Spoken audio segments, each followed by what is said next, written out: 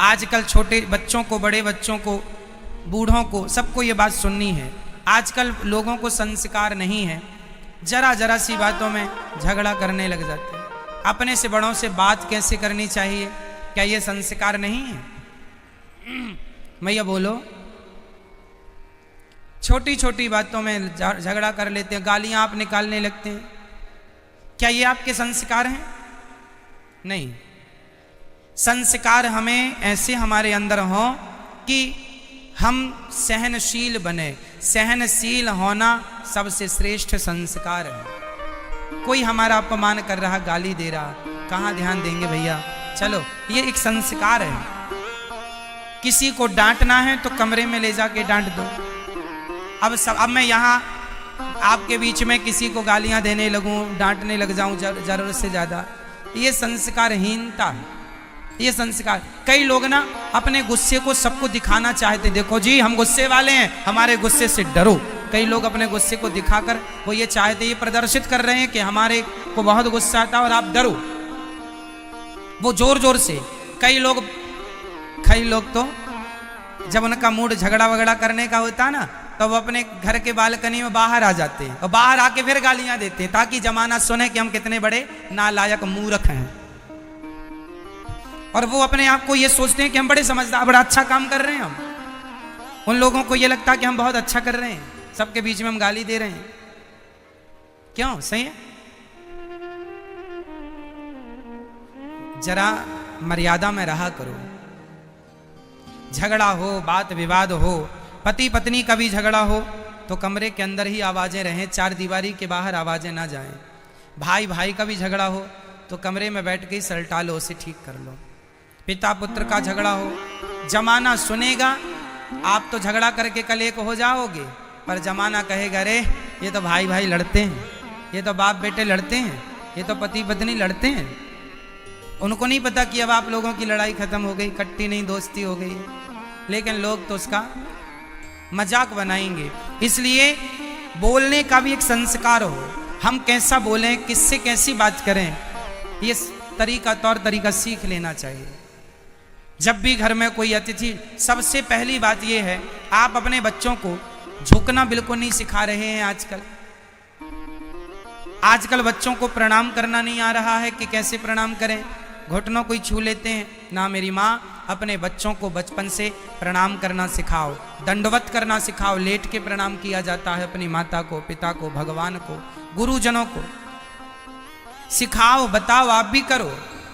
स्त्रियां दंडवत नहीं करती, स्त्रियों को लेट कर प्रणाम नहीं करना चाहिए, पुरुषों को लेट कर प्रणाम करना चाहिए। स्त्रियों को तो अपना जमीन पर हाथ रख दो, आपके घुटने जमीन पर और अपना माथा जमीन पर, ऐसे प्रणाम करना चाहिए। पुरुषों को लेट कर प्रणाम करना चाहिए, दंडवत जिसे बोलते हैं, दंडवत।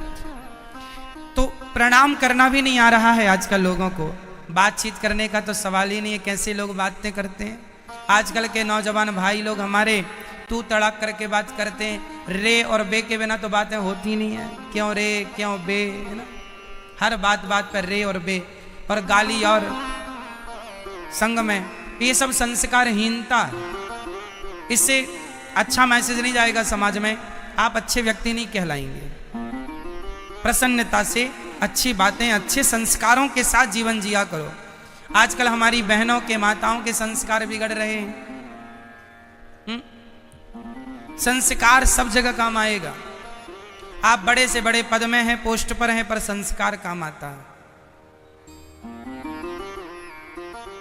सदा नम्र रहो, सदा झुक के चलो। सीढ़ी जब आप चढ़ते हैं तो आपने कभी सीढ़ी चढ़ते समय महसूस किया होगा, सीढ़ी चढ़ते समय आपको थोड़ा सा झुकना पड़ता है, झुक के आप, जबकि आप उतरते हैं तो बिल्कुल खड़े उतरते हैं, उस समय झुकने की जरूरत नहीं पड़ती। कुल मिलाकर यदि ऊंचाइयों में जाना है तो झुक के चलना सीखो। जब ऊंचाइयों में जाओगे तो, और यदि नीचे आ रहे हैं तो फिर नीचे तो वही आएगा जो अकड़ जाएगा। नीचे कौन आएगा? जो। इसलिए झुकता वही है जिसमें जान होती है, अकड़ तो मुर्दे की पहचान होती है। अकड़ तो मुर्दा जाता है मरने के बाद, इसलिए झुक जाइए। आम का पेड़ झुकता है, किसी ने बबूल के पेड़ को झुकते हुए देखा है? क्योंकि कांटों से भरा है बबूल। आम मीठे मीठे फलों से भरा है, इसलिए झुकता है। उसकी डालियां इतनी झुकती हैं, सीजन पर तो डालियां टूट जाती हैं। झुकता वही है जिसमें जान है, इसलिए झुकना सीखो। हम तो देखो, हम अपनी बताएं, हम तो हमेशा हाथ जोड़ के बात करते हैं, भैया आओ, कैसे हो, कहाँ हो। कोई गाली भी दे, अच्छा भैया ठीक है, खुश रहो, भगवान सुखी रखें आपको। हाथ जोड़ के। हमारे ये हाथ काहे के लिए हैं?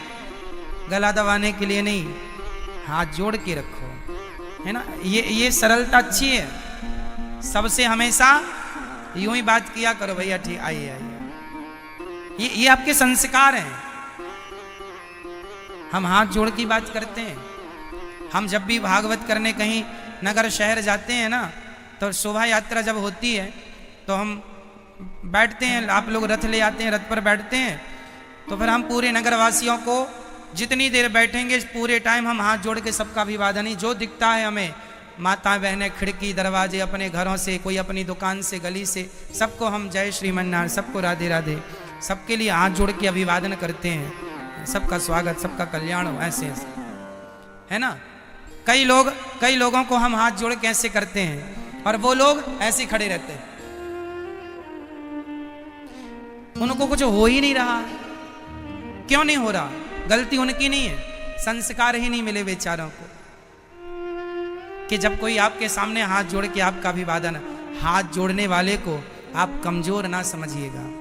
हाथ जोड़ रहा है जो व्यक्ति, कई लोग लोगों की सरलता को ना मूर्खता अरे मूर्ख है, कुछ नहीं जानता, अज्ञानी, इसलिए हाथ जोड़े बैठा। ना जी, हाथ जोड़ना मूर्खता नहीं है, बल्कि ये दर्शाता है कि आप सबसे समझदार हैं और विद्वान आप ही हैं, क्योंकि विद्या ददाति विनयम, जो नम्र है वही विद्वान है। जिसके अंदर नम्रता नहीं है, पोथी पढ़ पढ़ जग हुआ, पंडित भया ना कोय, ढाई अक्षर प्रेम का पढ़े सो पंडित होए। यदि आपके अंदर नम्रता है तो आप विद्वान हैं, और आप पढ़े लिखे।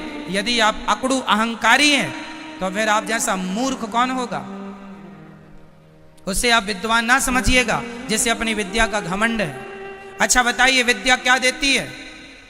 बोलो। विद्या ददाति विनयम, विद्या हमें विनय मीन्स नम्रता देती है। पढ़ लिख कर क्या बनोगे? नम्र बनोगे। पढ़ लिख कर यदि अहंकारी बन गए तो आप पढ़े ही नहीं हैं, बस आप पढ़े ही नहीं हैं। पढ़ लिख कर यदि आप नम्र बने हैं तो आप पढ़ के आ गए। लेकिन आजकल की पढ़ाई लोगों को तो एटीट्यूड देने वाली बन गई, अहंकार।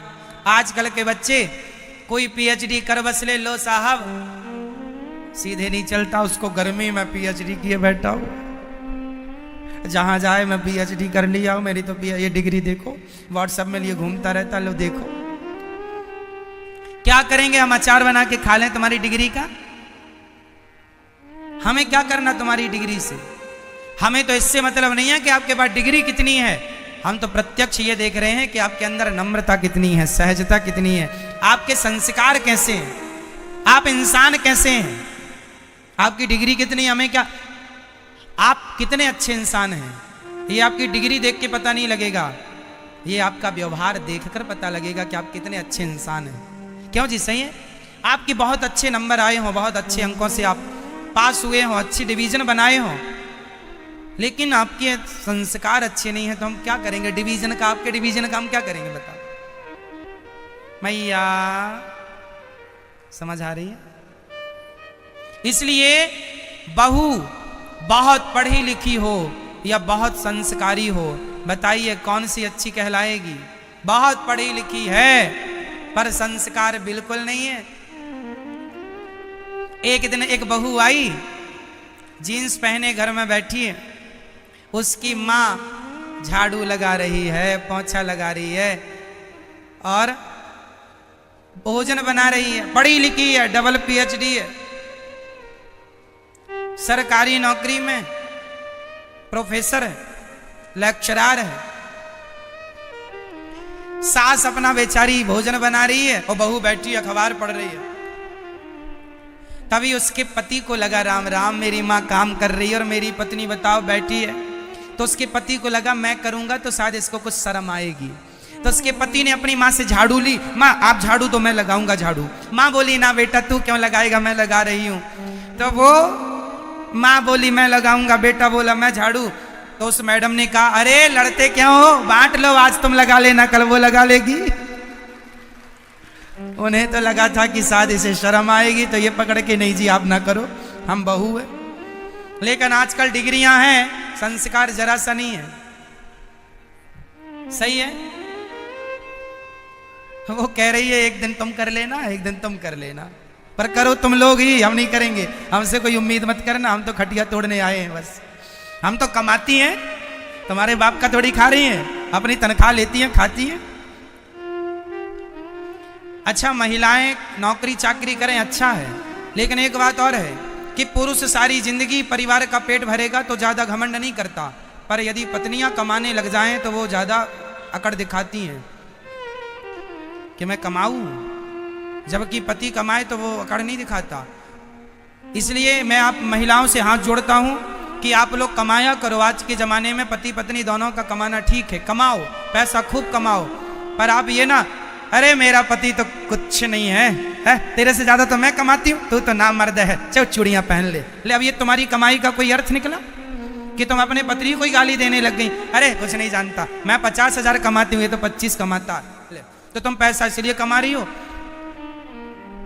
रिश्तों में पैसों की जरूरत नहीं है, रिश्तों में प्रेम की जरूरत है, समझदारी की जरूरत है। पैसे तो आ ही जाएंगे, भूखा तो कोई नहीं मरता साहब, भगवान सबके रक्षक पालनहार हैं। इसलिए कमाओ, खूब पैसा कमाओ, पर रिश्तों को निभाना सीखो। और रिश्तों को निभाना किसी कॉलेज यूनिवर्सिटी में नहीं सिखाया पढ़ाया जाता, ये तो संस्कारों की बात है। इसलिए बच्चों को, बेटा बेटियों को संस्कार देना चाहिए, नहीं दोगे कल उन्हीं का नुकसान होने वाला है। इसलिए संस्कार दीजिएगा।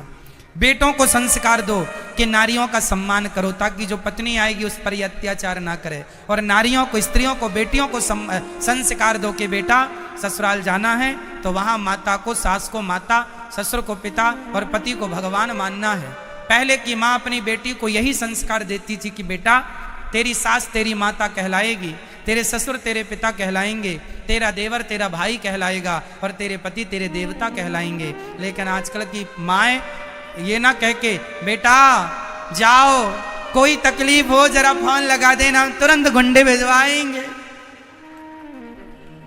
लो भैया लारी की लारी गुंडे आ गए, मेरी बेटी को जरा सा कष्ट ना हो, छींक आ गई, दामाद जी ध्यान नहीं दे रहे हो, बेटी को छींक बहुत आ रही है। लो भैया संस्कार की जरूरत सब जगह है, लेकिन आज लोग क्या नहीं सीख रहे हैं, संस्कारहीन होते जा रहे हैं आज की समाज, आज की युवा। केवल युवा नहीं, जवान बूढ़े बच्चे सब संस्कारहीन हो रहे हैं। संस्कारों से किसी को कोई लेना देना ही नहीं। कोई बात नहीं, जमाना संस्कार को फॉलो ना करे, हमें करना चाहिए, आपको करना चाहिए। हम याद रखें संस्कारों को, हम इस परंपरा को बढ़ाएं, हम लेके चलें। जमाना क्या कर रहा है, हम नकल ना करें जमाने की, हम संस्कारी बने।